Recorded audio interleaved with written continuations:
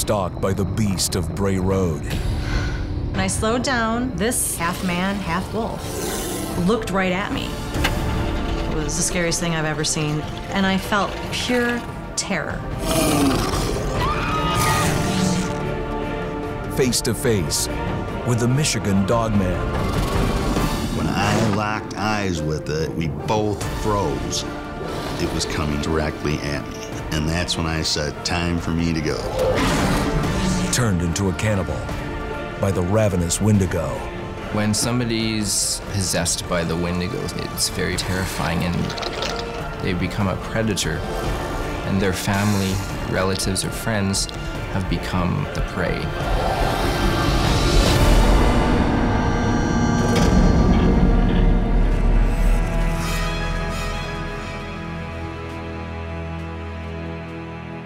"30 miles west of Milwaukee, Wisconsin, the town of Elkhorn sits among broad lakes and rolling hills. Elkhorn is a really close-knit little town. You walk in a grocery store and you know people. Great town to raise a family. Rolling farmland was predominantly rural for a long time. It's a quiet, nice little community. Sometimes a little too quiet. You hear, the creakings of the night. It can be very frightening just being out in the woods. I've lived here all my life, better than 50 years. I know an awful lot of people. People weren't at all into the paranormal until this thing started to crop its head. It became something that was in the back of people's minds all the time. It's been seen more than 100 times. It's never been captured. No ironclad proof. But rumors persist that a Wolfman beast stalks the dark wooded roads of Wisconsin.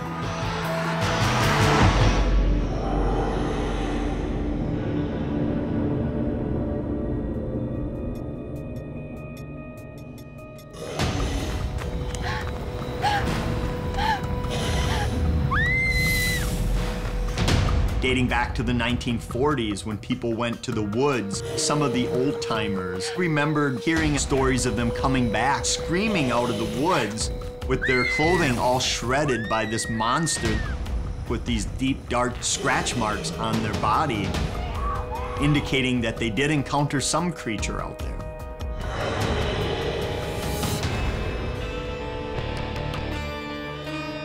In the late 1980s, the stories reached a new level of intensity.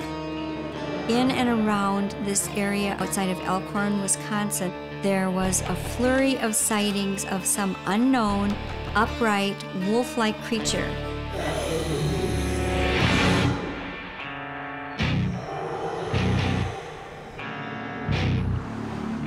There was a great amount of fear. People armed themselves and started to lock their doors, which is not normal around here.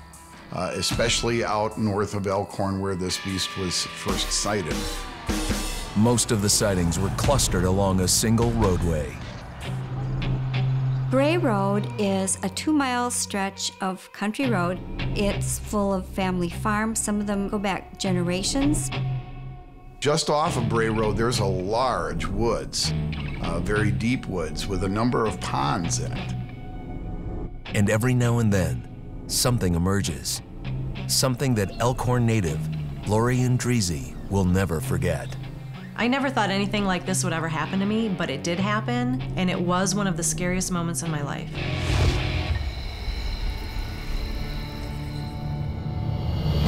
Late one evening in the fall of 1989, the local bar manager was driving home from work, driving on Bray Road. It was a very quiet night.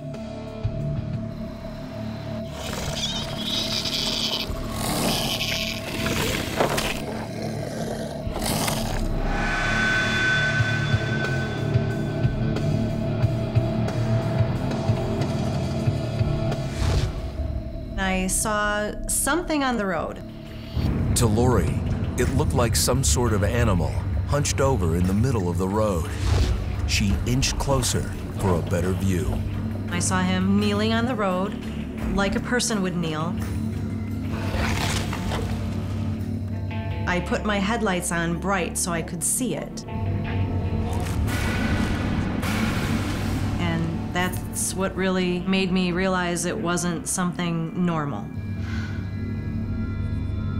And then, a blood-chilling realization. It was holding the roadkill like it had elbows, and it was kneeling like it had knees, like a human being. Hands, elbows, knees. And I'm looking at it and I can't believe that I'm actually seeing this thing that I've never seen before.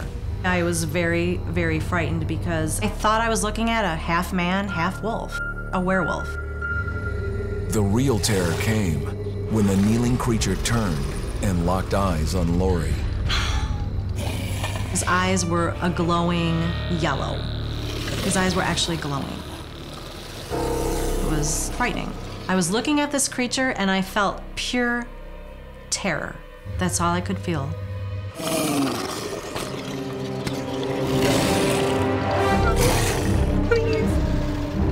Just as the beast had fresh prey in its sights, Lori's car wouldn't move. My heart was pounding. I was shaking. Please, I'm hungry. Please.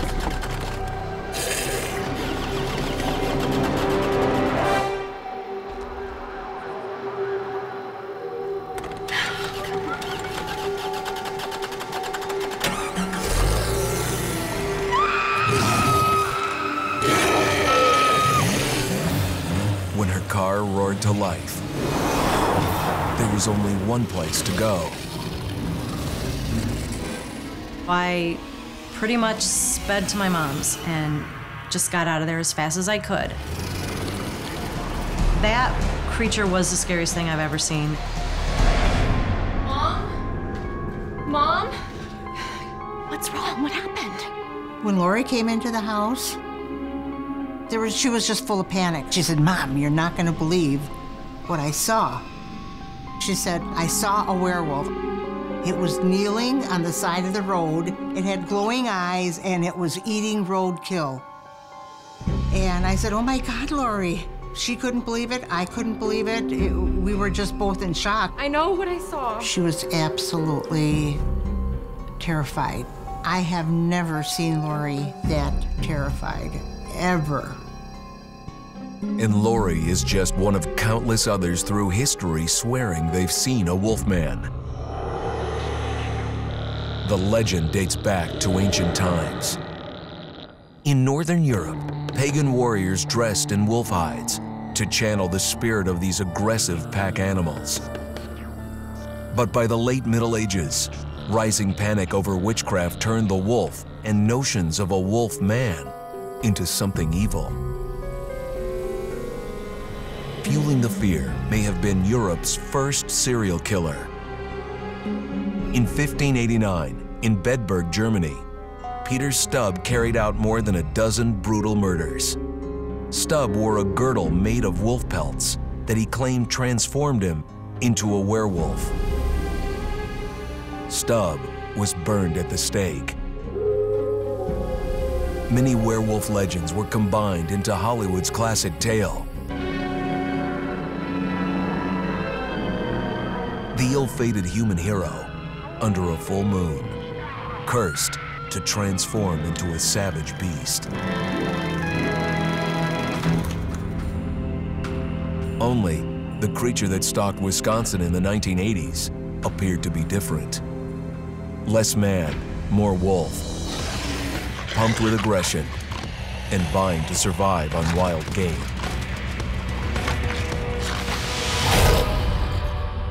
No matter who might get in the way. I was just in the wrong place at the wrong time. I don't think it picked me out. I just think it was there, and I was there. In the back of my mind, I'm thinking, what if? What if it followed her home? What if there's more than one?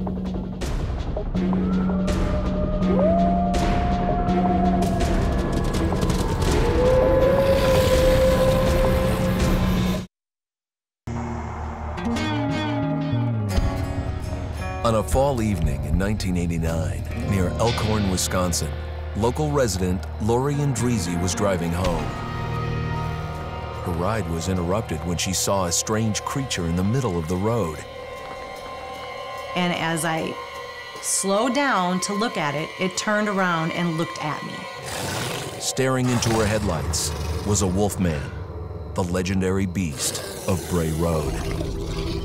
I didn't sleep that night very well, mostly because I was thinking about this creature that I had seen.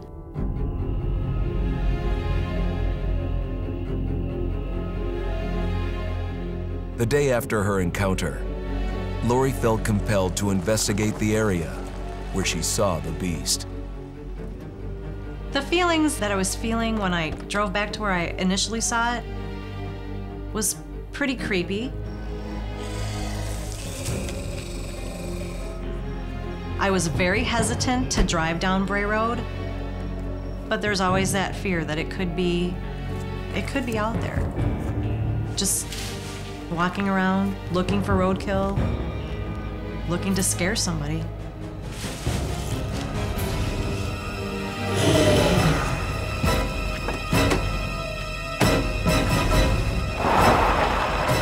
It was also unbelievable. Lori and her mom decided to keep quiet about the Wolfman encounter. The story just seemed so outlandish, like, who's gonna believe Lori? I didn't want to have a stigma attached to myself.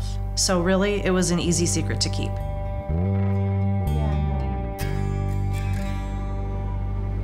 Like Lori, other folks in the area had encounters they couldn't explain. One of the scariest encounters near Bray Road happened when a group of children were sledding, and they were on their way home. It was just about twilight. And they saw what they thought was a dog lapping water from a partly thawed pond. And they went over to pet it. That's no dog. They turned around and ran, and it began to chase them. But as usual, it broke off the chase. And one of those children was a friend of my son's. And he said, "Mom, I know him, and he's not making that up. He's still really scared." When it was clear that Lori Andreezy's encounter wasn't the only one, Lori's mom encouraged her to go public about the event. I thought it was time that everyone should know what was going on. As Lori would learn, the local animal control office already had a file. They started compiling reports when they found a dozen or so animals suspiciously dead and dismembered. It was crazy. A werewolf file? I mean, I didn't think anyone ever heard of this, so somebody must have said something in the past to have a werewolf file. Linda Godfrey was a rookie reporter when the stories began to circulate. Probably just a few months into my job, and I started hearing local rumors that people around Elkhorn were seeing what they were calling a werewolf out on Bray Road, and I was extremely skeptical. I know I laughed, and when I started just kind of asking around, I found out that yes, people actually were talking about it, and at that point I had to follow up on it. One of her first interviews was with Lori Andreezy. I thought that Lori's story was very, very credible. She was a young single mom at the time. She was just coming home from work, and besides, she was obviously still terrified at the thought of it. I felt vindicated. I wasn't the only one that saw it, and other people became brave enough to share their story just like I did. People all over started saying, "We have this creature here." One person saw it killing its dog. A couple of ladies saw a 6-foot-tall upright canine with their cat in its mouth. It really started to snowball. It became something that was in the back of people's minds all the time. The story went viral, and the creature was dubbed the Beast of Bray Road.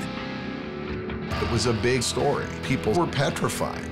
When you hear stories like that, that's when you start to think, this could be real, this could happen to me.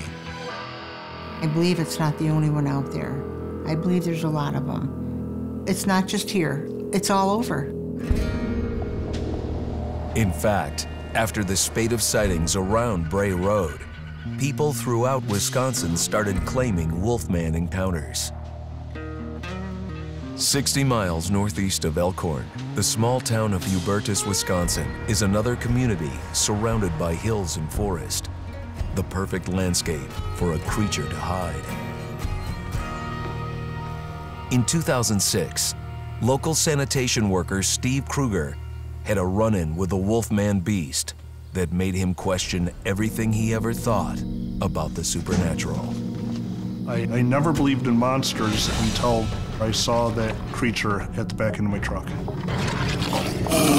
I thought, what the hell is that?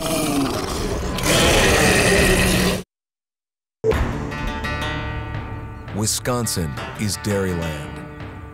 For a state with over 1 million milking cows, there's no love for a predator like the wolf.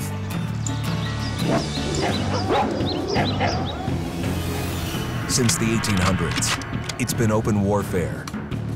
By the 1960s, the wolf was officially exterminated from Wisconsin. Some wonder if a few managed to live on and not only survive, but transform. Like insects or rodents that defy extermination, only to come back stronger. It might be some kind of natural wolf-wolf hybrid that has adapted to run or walk on its hind legs when it suits its purposes for some reason. Whatever the cause, by the 1980s, Wisconsin was in the midst of a flurry of reports about a bizarre Wolfman beast.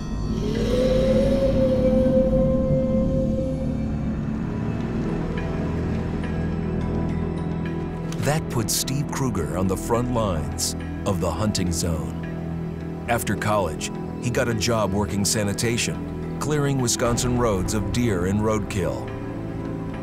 I spent a lot of time in the woods and seen a lot of crazy things. This beats all of it by a long shot.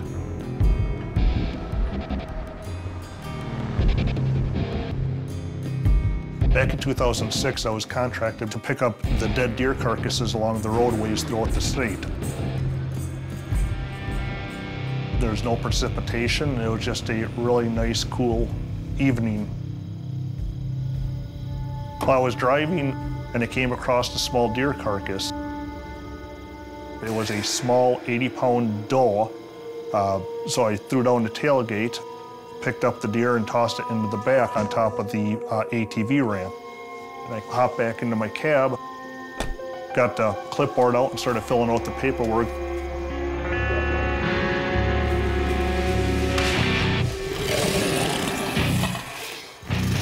What had been a quiet night was about to receive a jolt.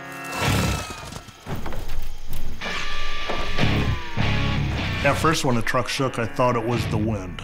So I ignored it the first time, started filling out the paperwork again.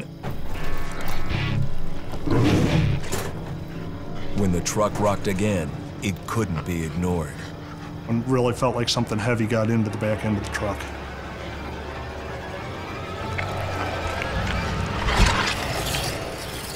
And that's where I saw the creature. The whole entire creature was about 7 feet tall, looked like basically a large wolf head on top of a bear's body. This was not a bear. Then, it made a move toward the front of the truck. It scared the dickens out of me. I became panicked and I realized I just needed to get out of there. It came down to a choice of fight or flight, and I chose the flight. My truck was still running, so all I had to do was throw it in the drive and hit the gas.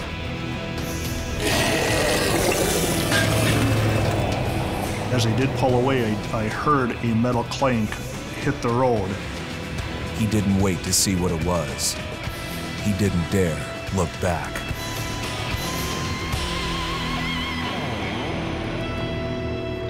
I got to the next crossroad as fast as I could, which was several miles down the road, and I pulled over.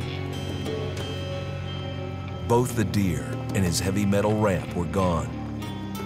The only thing I could presume is that the ramp got tangled up in the deer's legs as it was being dragged off. the back end of my truck. I needed that ramp to be able to perform my job.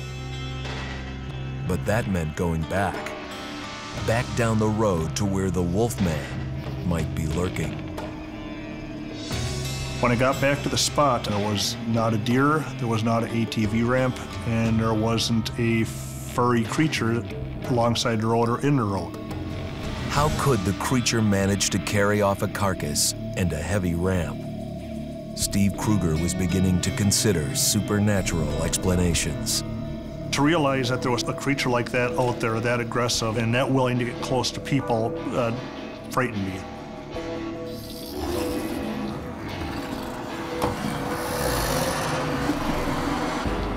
Steve reported the incident to the sheriff.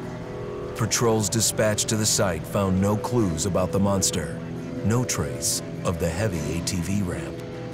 It was embarrassing at first. It got worse the next day. News reports started coming out, and it became, over the next week, a complete circus. The story spread like wildfire. It went on national news, and the people closer to home who know me knew this wasn't something that I made up. Despite anyone else's reaction, Steve knows what he saw. The people that don't believe me, I tell them to go pound sand. I saw what I saw. If they don't believe me, it does not bother me one bit. The creature that I saw is real. It was there, it was real, it was a physical something that I could not recognize that took the deer out of the back into my truck.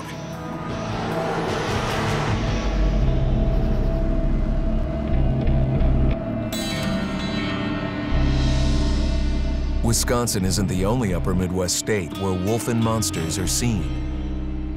An hour north of Detroit, the quaint town of Holly has long attracted visitors to its Christmas-themed festivals.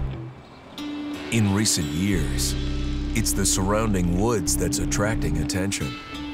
And growing up here in Michigan, I have heard mythological stories about the man-dog of Holly or the dog-man of Holly, never realizing that it would be a reality or that it truly existed. Well, Holly's, kind of an odd place. Just one of those places that has a very remote area to it. And, that's why there are creatures lurking out there.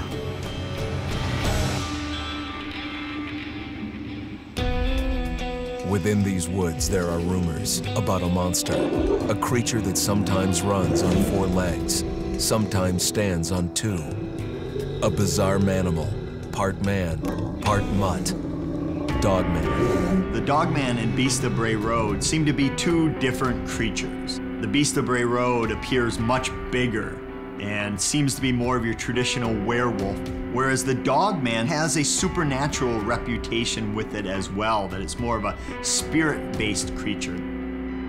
They have the ability to do you harm outside of just clawing and slashing at you. It's not flesh and blood. You couldn't kill it like you could possibly the Beast of Bray Road. We do know of over 100 Dogman sightings, and it is a widespread phenomenon, not just in Michigan, all across the United States and actually all across the world. There have been sightings of Dogman-like creatures in Argentina, in France, so this is not just an American phenomenon. The idea of a canine-human hybrid is very old. The ancient Egyptians saw Anubis, their god of the underworld, as a jackal-headed man. In rural Michigan, many have heard the Dogman legend. One local felt it breathing down his neck and barely survived to tell the tale. Meet Jeff Cornelius. He's a creature of the night himself. Jeff is a repo man, working the night shift, reclaiming cars from deadbeat buyers. It's a job that can take you down desolate back roads with no sign of anything friendly for miles. I've always felt comfortable in the woods. I'm not really scared of driving alone at night, It's how I've always done my work. Jeff's not really a kind of a scaredy cat guy, He's kind of a big burly dude. He's gonna take you out or he's gonna die trying. The only thing Jeff worries about is a delinquent car owner with a loaded .45. It was past midnight on a cold autumn night in 2005. Jeff was on the outskirts of Holly, Michigan, looking for a Cadillac. Some slacker's time had run out.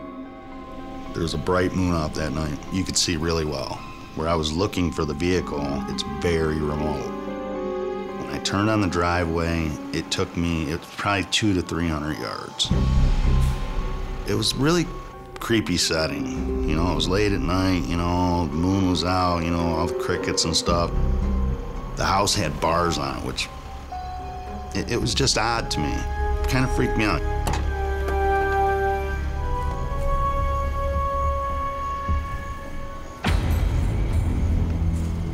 So I got out to look in the window. I had my flashlight and I was looking inside the building. And I heard something snap.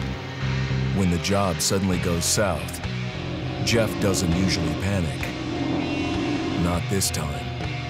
When I think of that night, I think of the scariest thing I ever saw.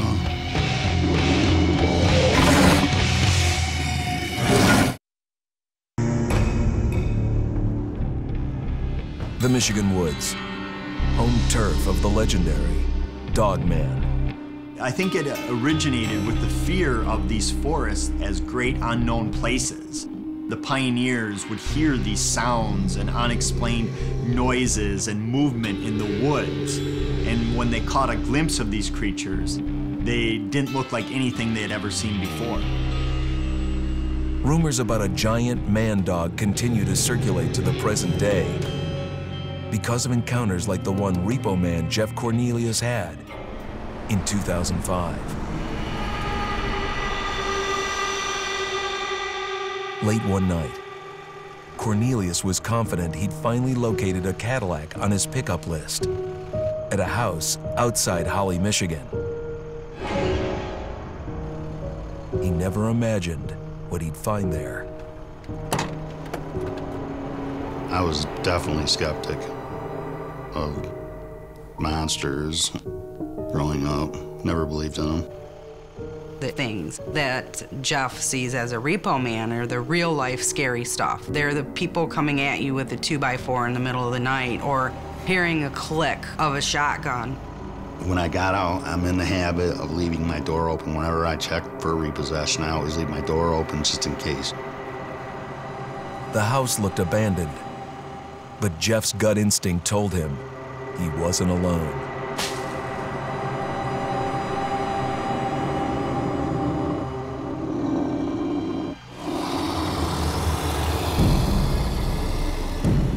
When I locked eyes with it, we both froze. It had ears on its head, and it was standing on two legs. The legs were bent. It was pretty formidable looking. And that's when it growled at me. It sounded like nothing I ever heard before. Deep, you know.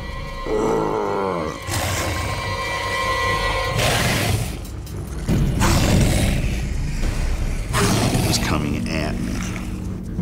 Directly at me.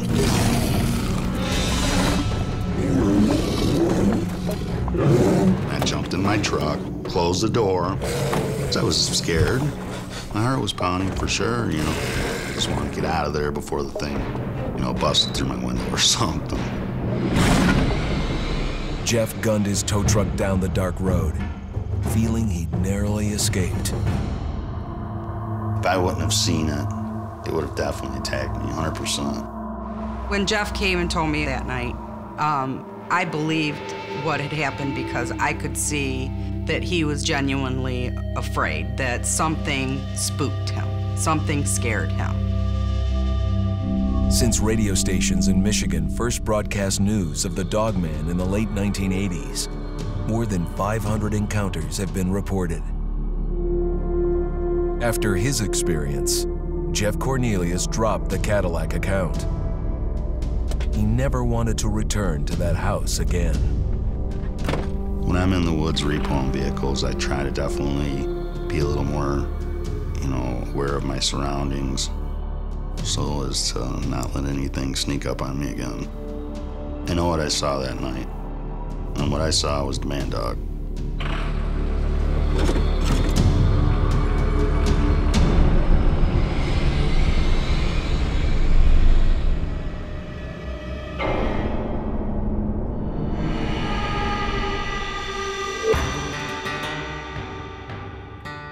America's North Woods border region.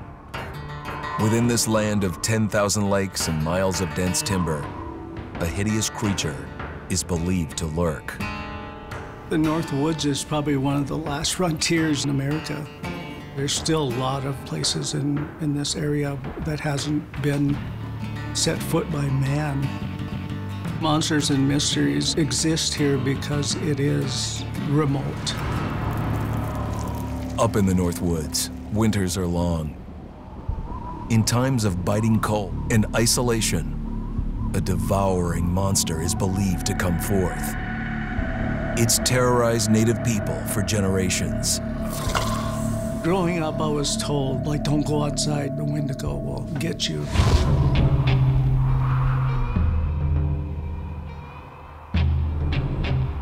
Among the traditions of the northern Algonquin tribes is the Wendigo, a monster that can seize hold of a person to carry out its hunger for human flesh. The Wendigo force itself would go somehow inside of their bodies and take over control of their faculties to a point where they become homicidal and cannibalistic. According to the legends, someone infected by the Wendigo is capable of almost anything. They have such a voracious hunger that they have chewed their own lips off. They're gnawing on their fingers. The more that they eat, their hunger does grow even more intense.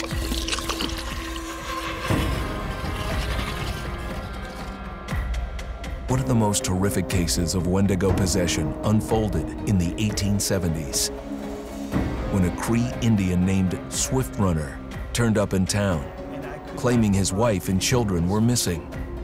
Police investigators suspected foul play. When they walked to his campsite, they were horrified by what they saw. And it didn't take them very long to discover there was something more sinister to this story.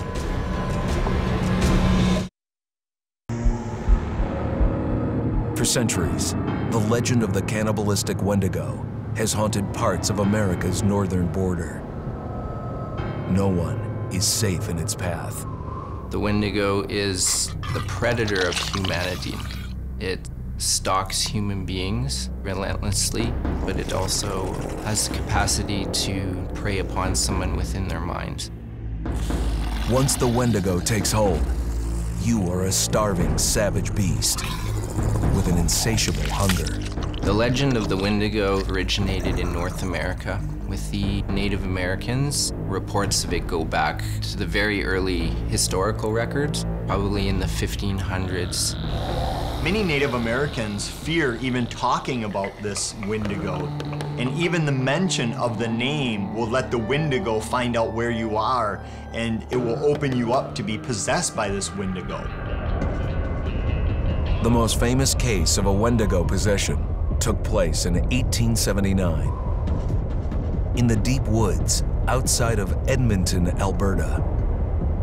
Swift Runner, a Cree Indian, was a trapper and a guide. He had left town the previous autumn with his wife, 6 children, and his mother.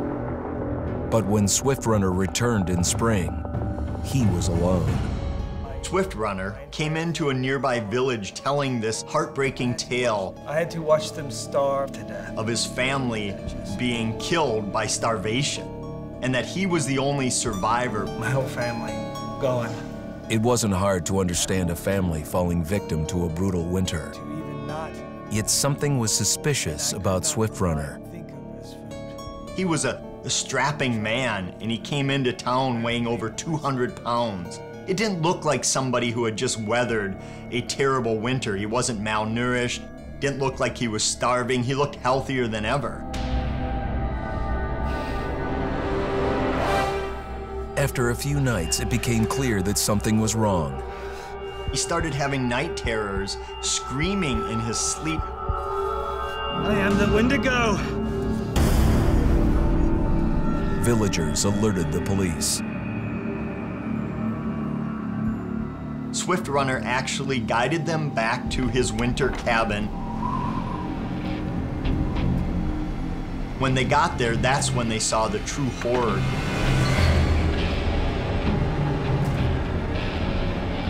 human skulls were scattered around, many bones, some of which had been snapped in half and the marrow inside had been drained. They had never seen anything like it. Swift Runner had killed his entire family, shooting them, hitting them with an axe, strangling, and then eating most of their bodies.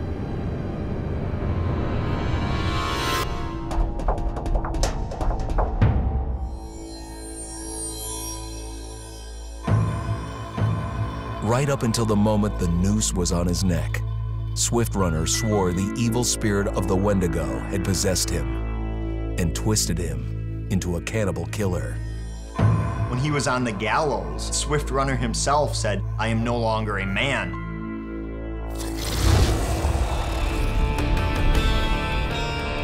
In the unforgiving North Woods, hunger and horror go hand in hand. The Wendigo can turn himself into anything. Look like somebody like you know. He's a spirit, and he's a man.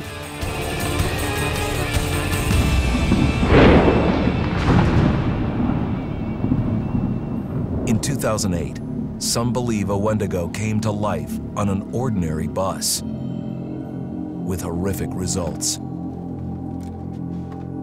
A young man was getting settled for a long bus ride home. Little did he know, it would be the last ride of his life. Help! Help! The witnesses had never encountered anything like this in their life. It looked like he was a man that was possessed by some type of spirit, and led many to believe he might have been the Wendigo.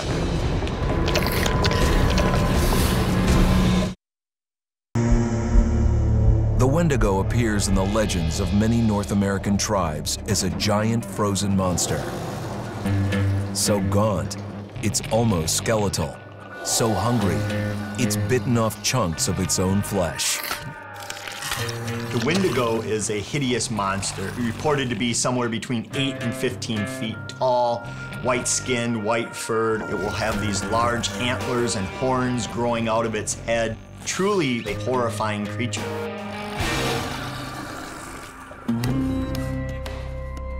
Even today, there's a belief that a Wendigo can show up anytime, anywhere. 250 miles north of Fargo, North Dakota, one might have appeared on an ordinary bus. July 30th, 2008, a Greyhound bus was en route to Winnipeg with 36 passengers aboard. One of them, a young man on his way home, was just falling asleep. It was sometime later that another man got on the bus with a duffel bag and black sunglasses. His name was Vincent Lee. He came onto the bus and seated himself at the back. The bus drove on for another hour. Then, something monstrous overtook Lee.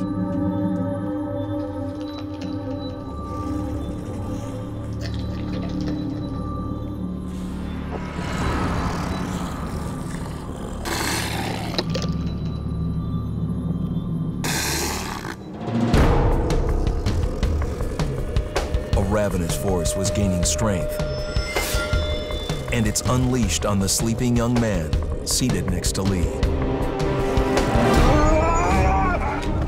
This man, of course, wakes up and starts scrambling, trying to fight off Mr. Lee, and the entire time he's screaming. And this blood-curdling scream alerts the rest of the passengers of what's going on, and they look over and are horrified to see this man being killed right in front of their eyes. The bus immediately pulled to a stop. Passengers fled outside. And then, the inconceivable happened. He severs his head right off of his body, and he's very, very calmly walking up and down the aisle of the bus, brandishing this head. And he holds it out like a trophy, showing the other passengers. And it wasn't the brutal attack that carried whispers of Wendigo. It was what came next. Eyewitnesses said that he was actually taking pieces and eating them. It bore the signs of Wendigo, a monster in its most brutal form. The fact that he was eating them led many to believe he might have been the Wendigo, that he was possessed by some type of spirit. He wasn't angry, he wasn't provoked. It was as cool, as calm as he was just taking a walk on the beach. It seemed to be totally unexplainable, but yet at the same time, it was occurring right in front of their eyes. The police managed to make the capture and arrest.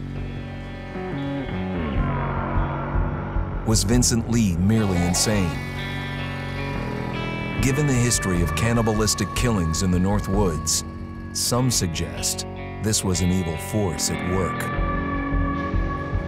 Ancient cases like Swift Runner and the heartbreaking fate of his family. Or modern ones, like a cannibalistic killing on a Greyhound bus, defy normal logic. Is a monster like the Wendigo the explanation? They become a predator of humanity and the human beings that they see around them. Usually their family, relatives, or friends have become the prey. I believe the Wendigo still exists because he is a spirit. It's always going to be around. For generations, legends of monsters have circulated around the upper Midwest. Many dismiss them as just stories. Those childhood stories that my grandmother told me, I haven't grown any less afraid of them. For those who've encountered these monsters firsthand, the stories are as real as life and death. When I look into the woods now, there's always that fear that it could be out there. Whether you believe that the Beast of Bray Road, the Michigan Dogman, and other unknown upright canines are real creatures or not, they're still fascinating because people are seeing them, they're having interactions, we don't know what it is. It's a mystery.